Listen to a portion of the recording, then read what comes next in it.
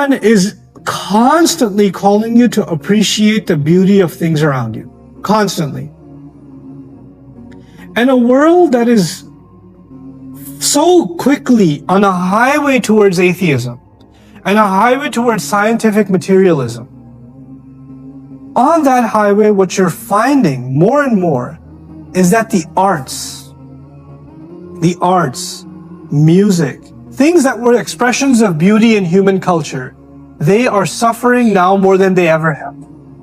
أعوذ بالله من الشيطان الرجيم أفلم ينظروا إلى السماء فوقهم كيف بنيناها وزيناها وما لها من فروج والأرض مددناها وألقينا فيها رواسي وأنبتنا فيها من كل زوج بهيج تبصرة وذكرى لكل عبد منيب رب اشرح لي صدري ويسر لي أمري واحلل عقدة من لساني يفقه قولي فالحمد لله والصلاة والسلام على رسول الله وعلى آله وصحبه أجمعين ثم أما بعد.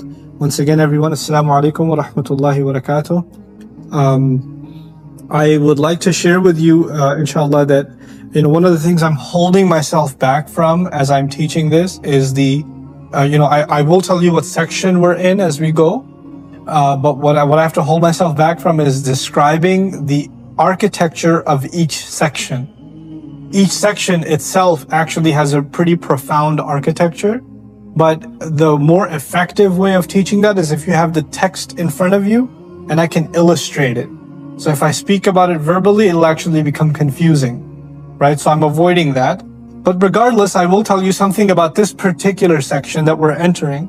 This is going to be almost a change of subject. The first one was, here's where the disbelievers stand, their stance, right? Now Allah will say that they're not just in denial of a prophet and a warner. They're not just disregarding the majestic nobility of the Quran. They've actually haven't appreciated even the world around them. I mean, the ayat that were all around them have always been there and they've never thought about them. And that's why it's so easy for them to reject this revelation. This argument is a recurring one in the Quran and it's certainly manifest here. The thing that I find really beautiful about this passage that we're about to enter is Allah will talk about the sky. Then He will talk about the earth. Then He will say something about the benefits of the sky and the earth for you and me. Then He'll talk about the sky again. Then He'll talk about the earth again. And they'll come back to you and me again.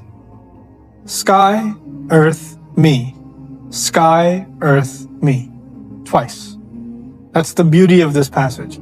But each time it highlights something entirely different. The reason this is my favorite passage, I'll premise it, I'll break the surprise ahead of time.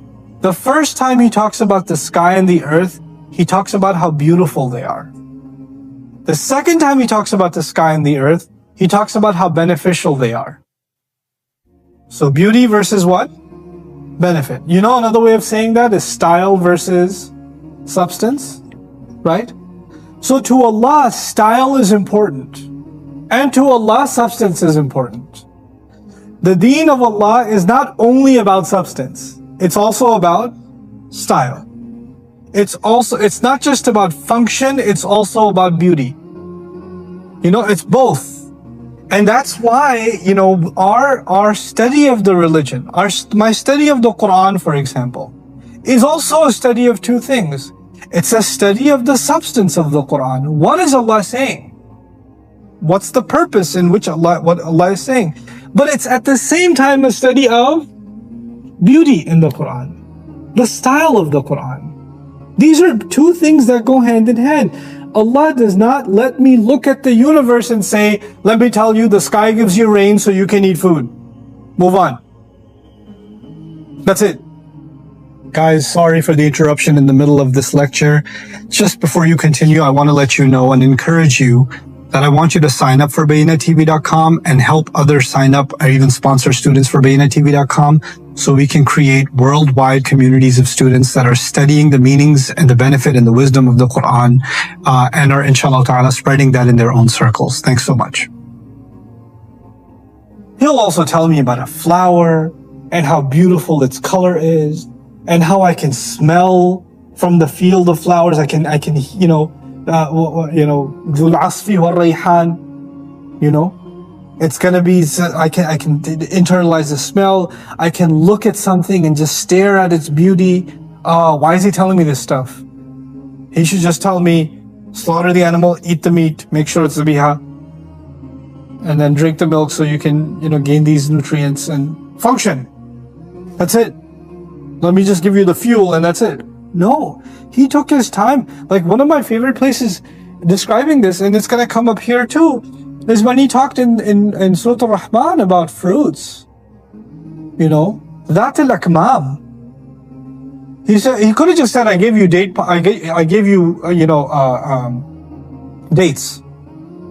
He says, no, I gave you dates covered in wrappings. Why did he say wrappings? It's the idea of gift wrapping. It's the idea that I wanted you to have this and I wanted you to unfold it and then enjoy it. Like, he didn't just give me an orange, he wrapped it and he scented it too. He gave me a banana peel. Like, he gave these things that just beautify. The colors on them, the patterns on them, the texture of them, the feeling of them. These are beautifications of this food. It could just be, an orange could have just been mush. That's also orange. By the time a child is done with an orange, you see what an orange looks like? Oranges could have just looked like that. Strawberries could have looked like what, you could just mash them a little bit. Here, eat this. But the way he packaged it, even like, these food trucks and things, they'll take beautiful pictures of food and blow them up, and ads of like grapes falling and this and that. You know what I'm saying? Because it's beautiful stuff to look at. It's gorgeous to look at. Allah didn't have to make food beautiful. I mean, he could have just fed us any way he wanted. He could have fed like we feed animals. Animals, they don't need decoration on their food. You just put the hay in front of the thing and they'll eat it. You don't put ketchup on the side and this, Even taste is a part of beauty, you know that? Food did not have to be delicious. Food just had to be nutritious. There's a style to food. Allah put a style to food along with a substance to food. All I need is fats, proteins, carbs. That's all I need. Then you could get them in a chemical. Like blend, just drink that and you're good. Why do we want the chicken to taste this way and add the salt and roast it that way and, the fruits here and the sides there and the masala there? Why all of this? And all of it is actually style, not what? Not substance. What is it teaching us? To Allah, style is a big deal, along with substance. This is important, a distinction to make, because for a lot of people, life is only about style. At the expense of what? Substance. There are people, even in their religious studies, all they're concerned about is the perfection of and the beauty of the maqamat and tajweed. It's all about the style at the expense of substance. And on the other hand, you have people that are only concerned with what? Substance. Just tell me what's halal and haram and move on, man. Why are you talking about trees and mountains? Just give me the fatwa and let me move on. There are people only concerned with substance. There are people only concerned with style. Allah doesn't let you distinguish between the two in His book.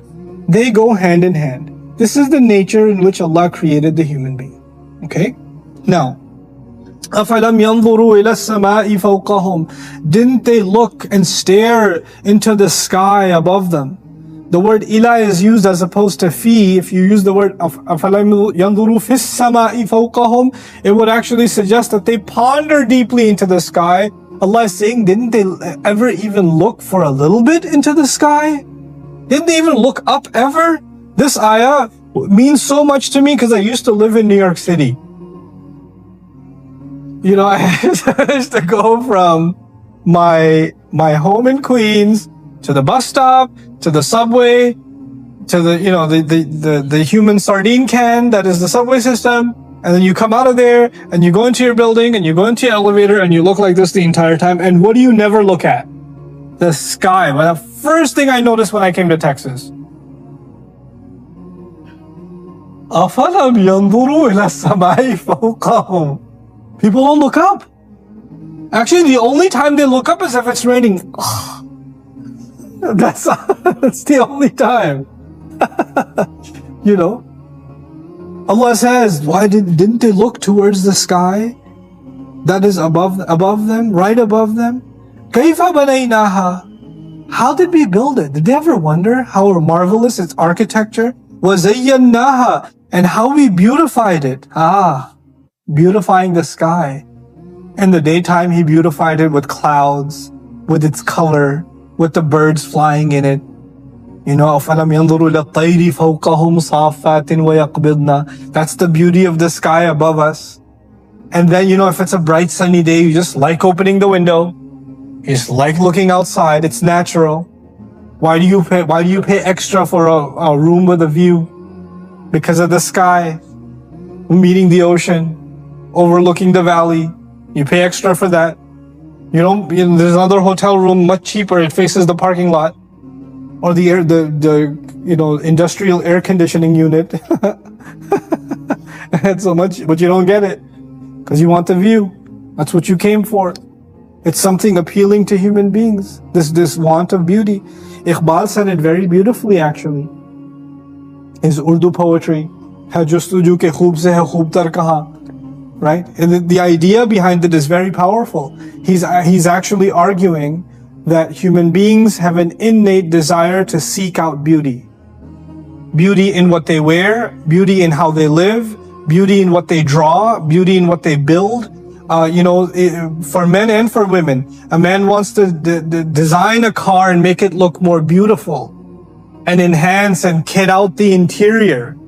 You know, whether you're living in like Junction Boulevard, Queens, and you got spinner rims because they be looking ill or whatever, or you got or you've got a house and you've redone the interior and you've got this fancy interior designer to do it for you, or you're into fashion and you're customizing your clothes or whatever. Human beings seek out beauty.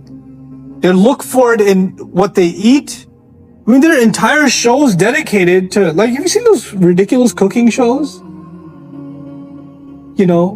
I love the presentation, how you place the garnish on the side, and it's really the texture. I was like, you say so many words, just eat the thing. And they'll have this big plate and this little, I don't know how these people eat. Like, if this was a Desi show, there would be food falling off the plate on the sides. But they'll have this giant plate and this little leaf of grass and like a little bite. No. How many of these you're gonna eat, dude? But the idea of the presentation of food, cake boss, right? Decorating it. But where does it come from? I mean, cats don't seek beauty. Dogs don't seek beauty. Snakes don't seek beauty. They just seek survival. I mean, where did beauty come from? Where did it evolve? Monkeys have a design sense? I mean, you could argue that there are things inside the human being that you can also find in animals. Shelter, fine. Hunger, fine. There are things, functional things. But then there are things inside the human being that you just don't find in anything else. Where does the desire to produce music come from? To make art? To better and better architecture? I mean, look at the marvels human beings have created. If we just wanted to create places to live, all of them would be boxes. He argues that the search for beauty began when human beings were first created and they were in the presence of Allah. And because alastu bi rabbikum qalu bala shahidna, they witnessed Allah. And inna Allaha jamilun yuhibbu al-jamal. Allah is beautiful, loves beauty. We saw the ultimately beautiful, and then we left him, and we've been seeking beauty since. We came into this earth, and we're seeking beauty since. This is actually a Quranic argument. The Quranic argument is, don't you look at the beauty in the sky? Why do you think you look at the beauty in the sky? Don't you look at the incredible architecture of the world? Why do you look at that? Why does that appeal to you? Why is there even a desire for beauty inside you? It's actually God you're seeking. You know, every time you find something beautiful, you get bored and say there must be something more beautiful. And then you seek something more beautiful. And then you seek something more beautiful. And Allah says, وَأَنَّ إِلَىٰ رَبِّكَ الْمُنْتَهَى. To your Master alone is the final end. The ultimate beauty is with Allah. That's where we're going to end up. This is what these ayat are about. Didn't they look to the sky above them? How did we build them? How did we build it? How did we beautify it? وَمَا لَهَا فِي مِن فُرُوجٍ. Al-furuj ay futuq, shuquq, cracks, rips, tears, incisions. Did you see any of them in the sky? We saw this in Surah Al-Mulk pretty exhaustively. ثُمَّ ارْجِعِ الْبَصَرَ كَرَّتَيْنِ يَنْقَلِبْ إِلَيْكَ الْبَصَرُ. Then he says, وَالْأَرْضَ. He switches their attention. Okay, now you're done staring at the sky. وَالْأَرْضَ مَدَدْنَاهَا. And the earth, we laid it out. Madda, to lay out flat. Okay, to lay out flat. So first he talked about the height of the skies and the beauty of the skies. Now he's going to switch over and talk about how the earth has been stretched out and laid out. وَأَلْقَيْنَا فِيهَا رَوَاسِيَ. And we dropped in it anchors. He's calling mountains anchors. It is not a scientific term. This is actually Allah's way of, like, Rasatis Safina is used when a ship drops an anchor. And literally in classical Arabic, وَقَفَتْ عَلَى الْأَنْجَرِ. It stopped at the anjar, which is the English word anchor. It's from the Arabic word anjar. Okay. فُلَانٌ أَثْقَلْ مِنْ أَنْجَرِ. الرَّوَاسِي مِنَ الْجِبَالِ الثَّوَابِتِ. Allah put mountains there as fixtures for you that don't move. Like, you know, buildings come and go. Cities come and go. What stays where it is? Mountains. Mountains are these fixtures Allah placed so you can stabilize and you can even build societies around them. You know? So Allah says, أَلْقَيْنَا فِيهَا رَوَاسِيَ. And just like we enjoy the view of the sky, the view of a vast landscape, few things can be as beautiful as the view of a mountain. When you get to a region that has mountains, and of course Texans have real appreciation for mountains because we don't have them. So when we go to Colorado or when we go to Washington State or even drive in California, oh my God, this is nice. The ups and the downs, the valleys, how the sky meets the mountains, how the trees are formed there, the views from above, the views from below, you know. You just kind of can't help notice somebody has a home at the foot of a mountain or at the top of a mountain. Your eye just goes there. This is all pictures of, you know, images of beauty. وَأَنْبَتْنَا فِيهَا. And then we sprouted in it مِنْ كُلِّ زَوْجٍ بَهِيجٍ. Of all kinds of pairs. And pairs actually means species in Arabic too. Zawj means group too. Groups that complement each other are called zawj. That's why the Quran will say, even on Judgment Day, وَكُنْتُمْ أَزْوَاجًا ثَلَاثًا. Not pairs, but groups. مَا مَتَّعْنَا بِهِ أَزْوَاجًا مِّنْهُمْ وَلَا تَمُدَّنَّ عَيْنَيْكَ إِلَى مَا مَتَّعْنَا بِهِ أَزْوَاجًا مِّنْهُمْ. Groups among them. But when groups complement each other, like a pair is supposed to complement each other, that's when they're called zawj. The idea is Allah put all kinds of flowers, trees, plants of colors that complement each other. They just go together. You know, when you and I do interior design, sometimes the colors just don't go. But when Allah paints a landscape with flowers, trees, fruits, the greens and the yellows and the oranges and the pinks and the purples, they just go. They just go together and you just found them stunning. You don't say that doesn't match. You don't do that. This is the idea of zawj. But then he adds zawjin bahij, husnul lawn, wa dhuhur surur, wa huwa surur wa nadra. Bahaj in Arabic, ibtahaja means to be overjoyed. Bahaja has two meanings, beauty and happiness. You know what that means? You look at something and you find it beautiful so much that it makes you happy. You look at it, you can't even help it. You're a miserable person, you're always in a bad mood, and you look at this thing and you're like, wow. Even you smile. Even if you're the board member of a masjid. Yeah, I mean, it's an old joke, but you know, it's timely. Now check it out. When he described the beauty of the sky, he said three things.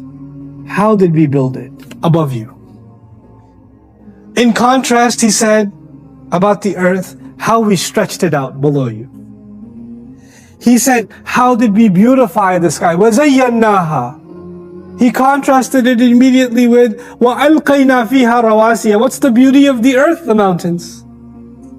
And then on the other side, وَمَا لَهَا مِن فُرُوجٍ. I love this one. There's not a single crack, hole in the sky, but the earth, he planted all kinds of gardens in it. And to plant gardens, you have to have holes to plant them in. The earth is full of holes, but those holes create beauty.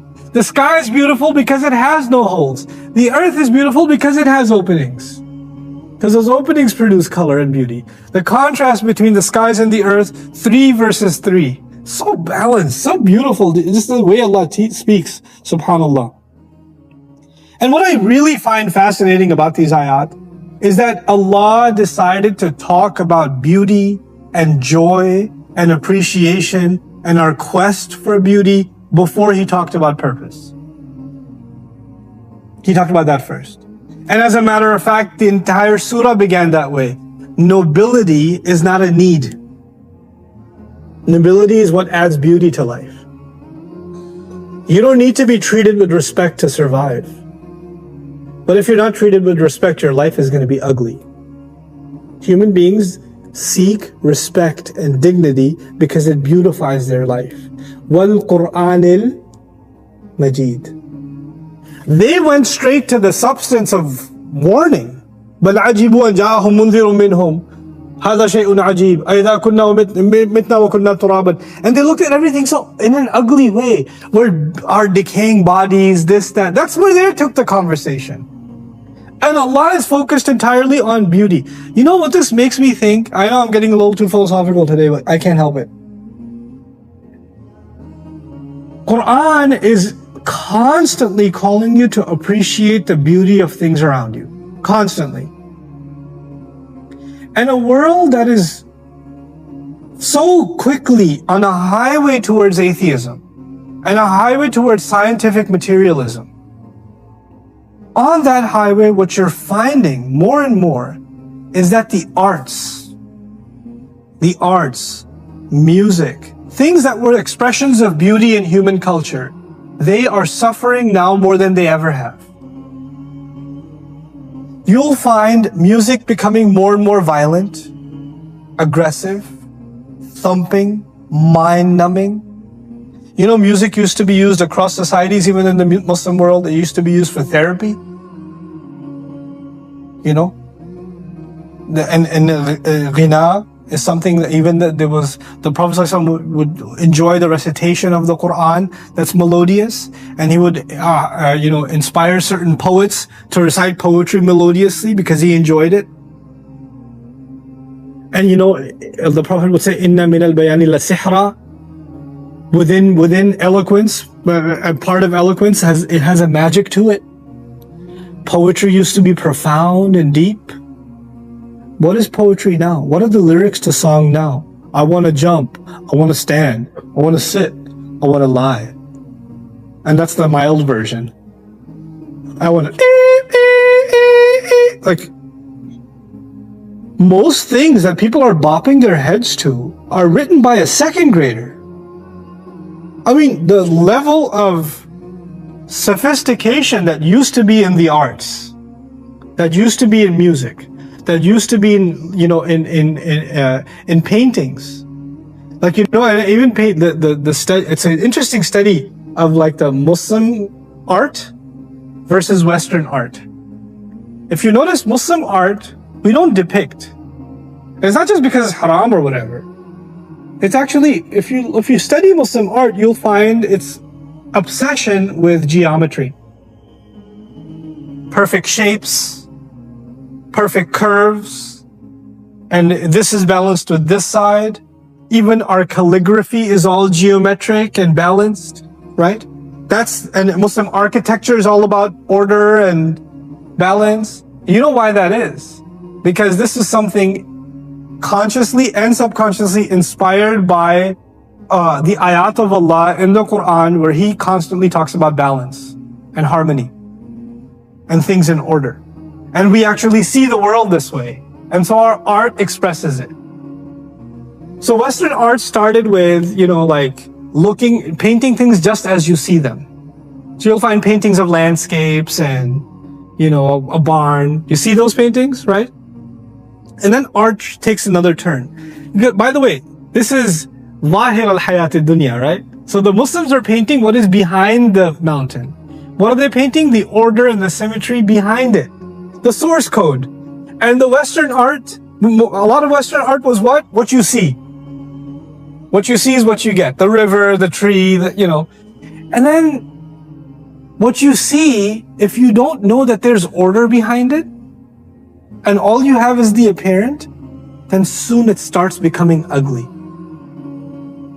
Soon everything you see becomes ugly.